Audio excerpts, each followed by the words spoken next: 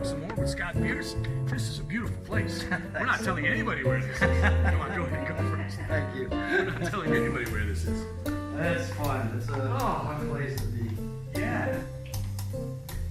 Le Miki Show is sponsored by Animalerie Ambiance Toilettage, où la santé et la beauté de votre animal nous tiennent à cœur. In the Carrefour Argenteuil on Bethany Street, La Chute, Quebec, Canada, and on Facebook at Animalerie Ambiance. Pet, prêt-à-porter, passion for fashion.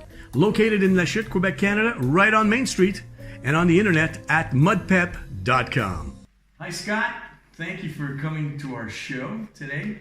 Before we start, I just wanted to mention that in our thoughts we have all the people, because right now all the flooding has been going on in the region, in Quebec, in our region here as well. I know even across Canada it has. And have you had need to go and help? Have you gotten requests from people and stuff to help from your area? Yeah, absolutely. I think generally when things go bad, that's when real leadership shows up. And I think our region, the solidarity, the towns that are less impacted are working hard to help the towns that are impacted badly. Mm-hmm. It's been it's a bad situation, but it warms the heart to see the solidarity, the teamwork, the commitment. My fireman actually called me and said, we want to go down and help us shoot. I said, go. Yeah. We're okay here. We had a couple little issues, but over the past years, we've doubled the size of our drainage pipes. And after 2017, we said, well, when we do a road work, if we have an 18-inch pipe, we'll put in a 36. We'll double the size. And it really worked well for us. We had a couple little issues, but nothing that closed roads or anything. So it gave us the time to help some of the other towns. Great, fantastic. For our listeners, just to let you know, this is Scott Pearce in the zone of politics. He's the mayor of Gore, also the prefect, or the warden, as he likes to call it, the warden of the region. And he'll tell us more about that a little bit later on, what is involved in that. So let's get to the person. Let's start with the person first before we get into the politics of the position. Where does Scott Pearce come from? Oh, I grew up in Greenfield Park. A great place to grow up. South Shore. Yeah, great place to grow up. Two older brothers. We were all athletes. We all played a lot of sports. I spent my early years there, coached playing football, basketball, you name it. And after I finished school, I started local businesses here and there, and I finally ended up in a nightclub business. And okay. When my first son was born, I realized it wasn't conducive to raising a family to work in that industry. So I decided to hightail it out of the city and head to the country. I wanted my son to live a lifestyle in the country with nature and everything. But the nightclub still exists, does it not? It still exists. My best friend owns it. What's it called? It's called Scotty's. Scotty's, there you go. Scotty's Bar and Grill. Scotty's Bar and Grill on the South Shore. Yeah, he's my best friend. And since we're 4 years old, when I left, it wasn't a money thing. It was more of a quality of life thing. And I talked to him at least once a week. But we looked all around Quebec, really, because at the time, my goal was, if I wasn't in nightclub business, I wanted to live on the water somewhere. And a little bit of a challenge there, wasn't there, to find a place? And yeah, it took us a while. We went down eastern townships. We drove a lot, and we finally saw this town called Gore. And when I looked on the map, it was only an hour away from Greenfield Park. So we came up, and the house we actually came to see, we didn't like at all. And the real estate agent, who's still a friend of mine 20-something years later, mentioned a house that I might like, but it needed some work. So we went and saw it, and it was unfinished. It wasn't an old house that needed, renovating. It was just unfinished. So I think the next day I bought it in the middle of the ice storm of '98. Now, in Greenfield Park was like nice house and everything, too, coming to the rustic. It's different. It's weird because a lot of my friends would say, you move far away. And I said, well, hold on a second, because when you live in Greenfield Park, to get from downtown home, you're in the Champlain Bridge or the Victoria Bridge, takes you an hour and a half minimum. Right. I can leave downtown, be up in Gore, on my beach, having a rum and coke within an hour. So it may be longer in distance, but time-wise. Time-wise not. And as I get older, I'm finding I'm less and less patient for traffic. Right. I just can't be bothered. So living in a town like Gore and in an area like Argenteuil, other than the Tuesday flea market in Lachute, we don't deal with too much traffic. So it's I love it here. I never leave. I'll die here. And And you mentioned football. I'm not saying that. No. We know which. And you mentioned football. Football played a part in your life. Part in your life growing up, but even more than that, as a mentor. Yeah, I was lucky. I had 2 older brothers that always pushed me and challenged me. So I ended up, I had a good career, I guess you would say. And when I was 22, I was invited to play in Europe, but unfortunately some old injuries, my doctor said I wouldn't pass the physical. So, so I decided to stay here and started coaching. And it was one of the things I think that led me into municipal life down the road is you can have a positive impact on people. I had a case where I had a boy, 16 years old. I was coaching him, a great athlete, probably one of the best football players in Quebec, and his mom came and talked to me, said I have to take him out of football because he's not going to school, he's skipping school every day. And she was worried, thinking he would hate her and it could end up being a real family dispute. So I said, let me deal with him. So the next night he came to practice and I said, no, don't get dressed. Go back home. And he said, what do you mean? I said, I don't want dummies on my team. I want kids that go to school and live up to their responsibilities. So if you're not going to school, you're not on my team. And it worked out. He went back to school. He finished high school. He went to CEGEP, played football. A very good athlete. And his mom, 20 years later, whenever I see her, she still thanks me. And I think that's something that had an impact on me, that a small thing I did probably helped that kid have a better life. And I think there's nothing that touches you more than when you can have a positive impact on people. And I was lucky in growing up. I had a godfather. Italian? No, just he was my godfather. But he had an impact on me. I remember even in the nightclub industry, or when I was young and a little wild, and I would always wonder if what I'm doing now, would he be proud or ashamed? And that usually kept me going in the right direction, because the man did everything for me growing up. That's where I learned my love of lakes and nature. I used to go up to his cottage for 2 weeks every summer. So he taught me that, and he also said to me something I'll never forget. And he was always, like, when we were kids, he'd get home from work and he'd just throw lifesavers in the air, packages of lifesavers, and all the kids would just go searching in the grass for it.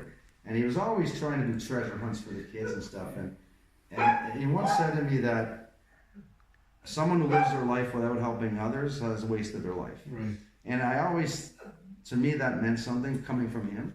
So I always tried to do my best to get involved in community things. And so we could say Scott Pearce, healthy body, healthy mind, help others. That'd be pretty at the time, healthy body. Now I'd like to. I can't say that for sure. And just to mention, we hear a little bit of dog barking. Yeah, that's Harper. That's Harper. We love him to death, and he's trying to get interviewed at the same time. Called Harper because when we got her, it's a her. It's a her. And her name is Harper. What did he get the end? No, just like the old Prime Minister Stephen Harper. There you go. My sons named her because they said that she was highly intelligent but didn't listen to anybody. and I guess that was their political view of our Prime Minister at the time. So that's why she's named Harper. And I thought it was a joke, and then they stuck, the name stuck. Mm-hmm. And she's still just as big a pain in the butt as Harper. I can't say that. I had nothing against him. I thought he was a solid Prime Minister, maybe not as charismatic as Canadians want, but he was solid.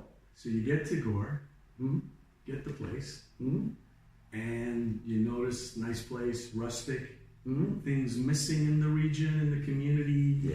Yeah. Well, so you had your first little project. Yeah, we when I moved up, and it took a couple of years before I started to notice, as my son was getting to the age where he wanted or could do events. You know, when we got here, he was only 2. So by the time he was 4, I was like, there's nothing here. There's not even a park for the kids. There's not a swing set. So I started organizing events like Halloween for kids. From my experience in the nightclub industry, I had done a lot of parties with black lights and fluorescent paints, and I organized a few events, and the local parents just thought it was a great thing, and they asked me if I would run on council because they wanted some young blood that had a young family for the other young families. And I agreed to do it, and a year later I became mayor.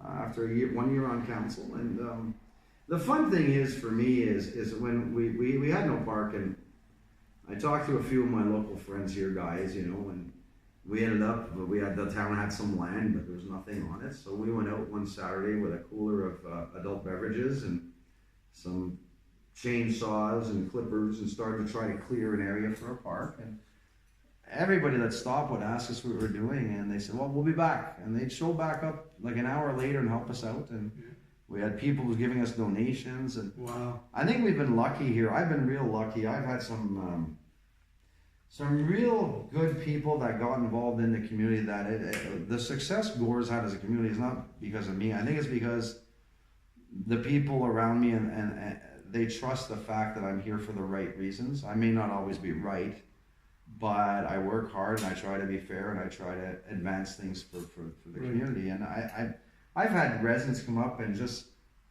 pull out their wallet and they've got a $25,000 check and say, here, I'm making a donation to the town. What projects do you have? And like one of them was a really neat one. We built a big gazebo out of wood with exercise machines with stainless steel ball bearings. So all year round, anybody of any age, because they use your own body weight against you, can go and exercise at the park. And that's something that it's been used a lot, and it's just a nice way where the community themselves chipped in.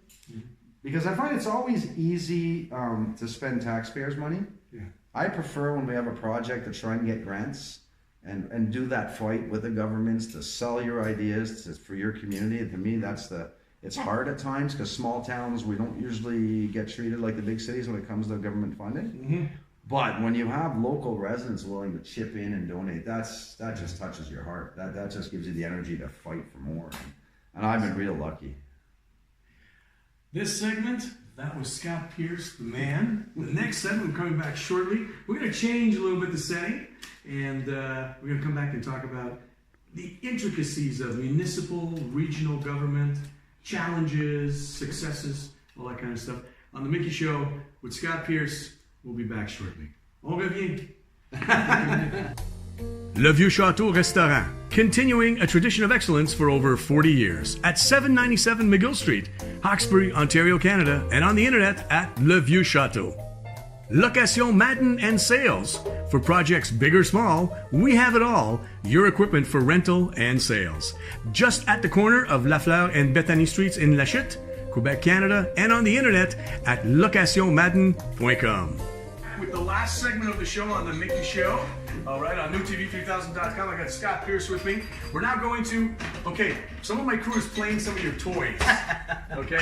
What they're there for. This is a serious film crew we got going here. All right, so this is gorgeous. All right, we're going to head on over to the bar? Sure. All right, we'll do that. Okay. Yeah, they're a serious crew. Raise my chair so I'm not so short. There you go. I can feel like a 6-footer instead of the 5'9" I am. Okay, so now we're in the bar section. We're going to relax a little bit. But our question in segment 2 was, where do you, as being a mayor of a town, being a prefect, the warden of a region, MRC Argenteuil, vois dans le futur la politique de notre région, ça s'en va vers où? Où est-ce qu'on va? Ben, dans notre région, les choses vont bien. On a du monde très impliqué. On a une communauté régionale soudée. Aussitôt qu'on voit un problème quelque part, il y a de l'entraide incroyable. Celui qui me frappe le plus, c'est quand la polyvalente, la vigne, il y avait un feu. Puis l'école anglophone, ils ont invité des jeunes Français. Est-ce que ton chaise est en train de descendre? descendre? En train de Okay, on va arranger ça, mais on va continuer. On change de chaise. Faut que je perde du poids. Je vais passer mon Peut-être, puis prends un autre. C'est ça. Je te vois descendre, j'ai dit... Ouais, c'est ça, je suis en train de shrinker. Ouais, c'est celui-là qui... Switch on the fly. There you go. Celui-là, ça m'a frappé dans le sens que les jeunes anglophones, ils ont accueilli des jeunes francophones de polyvalente pour finir leur année scolaire à l'école anglophone. Ça, c'était incroyable. Ça m'a touché énormément. Puis je pense que c'est la raison, j'adore beaucoup Argenteuil. Il n'y a pas de chicane de langue. Il n'y a pas de méchanterie entre les anglophones et francophones. On voit ça, il y a juste une communauté, c'est nous. Puis, du monde, du bon monde. Du bon monde. Puis ça, pour moi, ça me touche. Je suis fier de ça là, à chaque jour que je travaille comme préfet.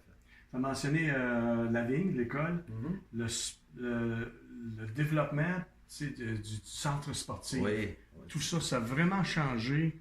Oui. Je pense l'attitude Ben, des jeunes, des parents, mais aussi que plus de monde reste dans l'école. Oui, c'est exactement ça. Puis c'est comme je te parlais avant de le jeune que je coachais. Oui.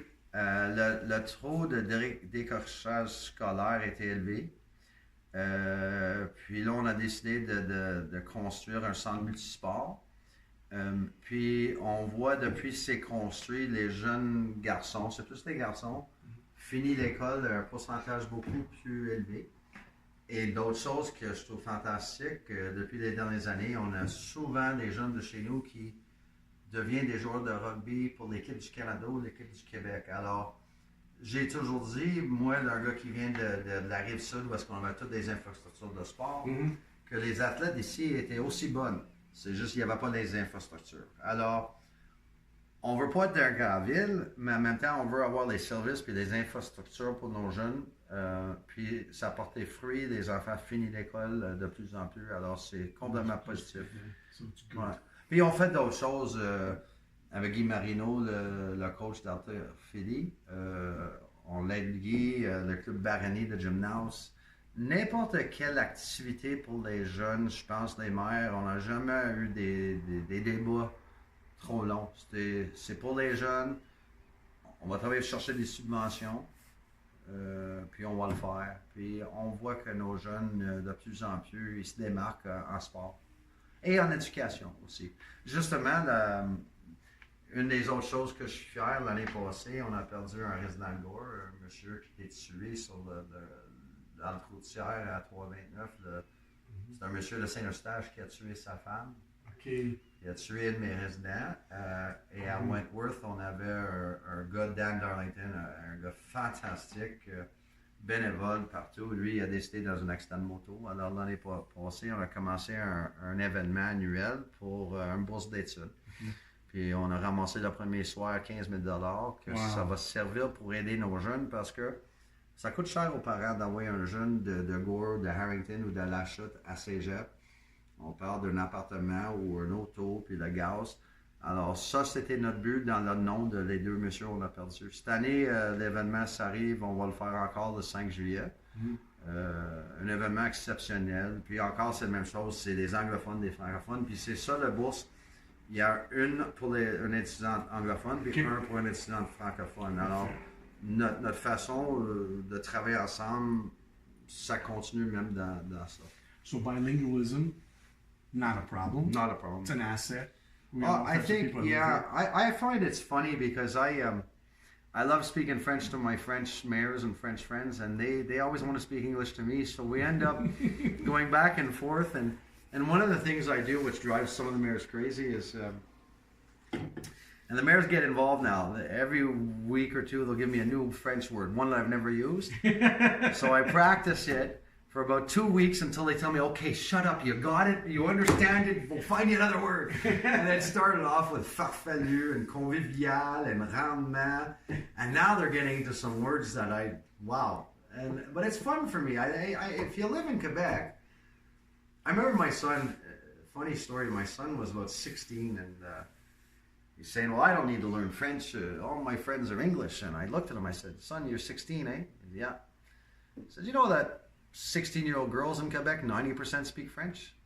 And the next day he understood and started to work harder in his French class. Priorities. Hey, you put the bait in front of the fish, he might bite. Would you say that there's a certain way for people, we were mentioning that this segment is more about let's get what's coming in the future, how do you see the future in politics? Even I don't know. Do you go to school, study political science, do law? What do we have and what do you see happening in the future for the new generation? As you know, we have a young prime minister. Where do we see it in the next 5 to 10 years? Because we're going to be retired down the road. Probably. So how do you see that developing? I'm extremely concerned. Not when it comes to municipal things, but when we talk provincial politics and federal politics, American politics, I'm extremely concerned because it's very rare now that people have an actual political debate and debate ideas without name calling. And that's scary to me, because some people may have good ideas, but they don't want to talk about it because they don't want to be called names.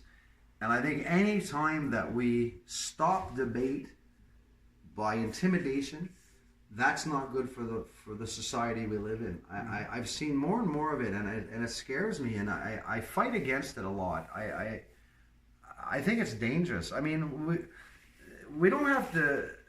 We can disagree without being disagreeable. I can disagree with you on whatever political idea. Agree to disagree. But I don't have to call you names. No. And I don't have to say you don't care. And I worry about that a lot, because, you hear it when it comes to the climate change file, where if some people may think that, well, we still need gas and oil, and our cars run on that, and they get named, deniers and all. It's not productive, and it's not helpful. But we see a lot of negative stuff. Terrible. During the flooding, we even hear things on, media sociaux, immigration, all kinds of things. And I agree with you, but are there a lot of people that also think the way you think, as in a real person being in politics, dealing with facts, not fiction, and there for the people? Are there a lot of people like that in the industry of politics at any level? I think in the municipal level, this is why I've never left. I was asked to run in every, I don't know why they keep asking me, but federally, provincially. Maybe because you're good. I don't think so. I think they just had nobody else. But I just find that in municipal things, you're dealing with the people every day. You know them, they know you, they know where you live, you know their families. It gives you the energy. But when I look at provincial and federal, what's scary is they break it down into groups. How do we get the gay vote? How do we get the black vote? How do we get the French vote? And I find, as leaders, the last thing we're supposed to do is divide people. And I find more and more, especially those that went to school for political science, it's an art form almost to say, how do we cut off this group of people? And it results in our taxation system, which I don't know anybody who can do their own taxes anymore. I mean, because one year there's a credit for this group of people because we need their votes, and the next year we're giving a tax rebate to this group of people. And I think our taxation code in Canada must be bigger than an encyclopedia. Oh, huge. It's the size of a room. And that's what it's all about. Yeah, I watch them go. I have no life. So I watch everything when it comes to federal and municipal politics. I watch what's going on in the States.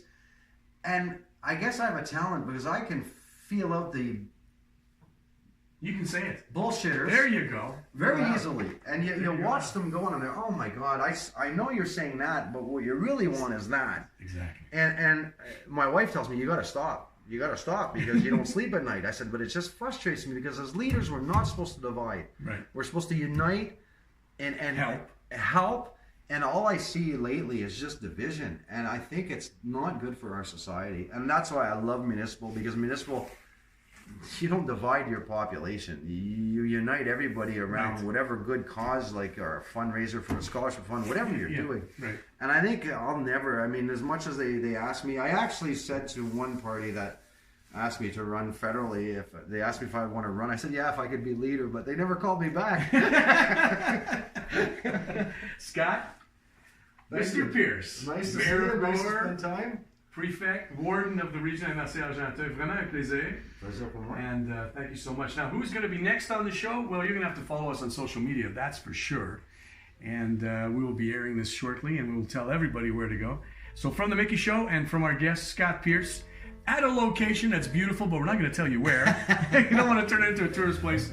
From NewTV3000.net. Until next time.